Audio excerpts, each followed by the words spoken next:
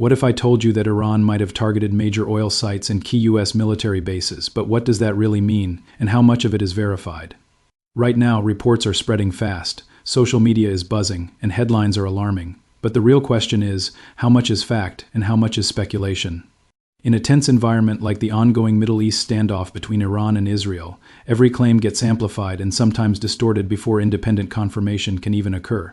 So before we jump to conclusions, let's pause and think about what it would mean if these reports are accurate and why understanding the difference between claims, possibilities, and confirmed facts matters.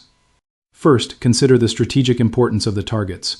Oil facilities aren't just industrial sites. They are the backbone of a country's energy supply, affecting fuel, transportation, and global markets. A disruption could lead to immediate shortages, price spikes, and ripple effects across economies.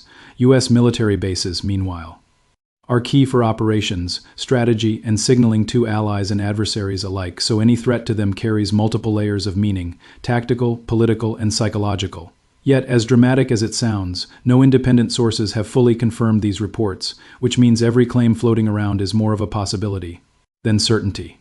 That doesn't make the topic any less important. The human element is significant. Even the mere suggestion of attacks on critical infrastructure creates anxiety. People worry about fuel availability, supply chains, and daily routines. Panic can build quickly, from rushes on gas stations to market reactions, showing how perception alone can affect millions. That's why approaching these stories critically is so important. Separating verified facts from speculation allows us to stay informed without overreacting, while still understanding the potential consequences. Imagine the ripple effect: oil production disrupted, energy prices spiking, global markets adjusting, and military readiness under scrutiny, all while civilians feel uncertainty and tension. This scenario highlights why infrastructure is so strategic and sensitive, and why analysts pay close attention even to unconfirmed reports. It also raises the psychological aspect. Uncertainty alone causes stress, fear, and a sense of instability, affecting decisions and behavior across communities. And with social media amplifying everything instantly, the gap between what's reported and what's verified can create confusion, misinformation, and sometimes unnecessary panic.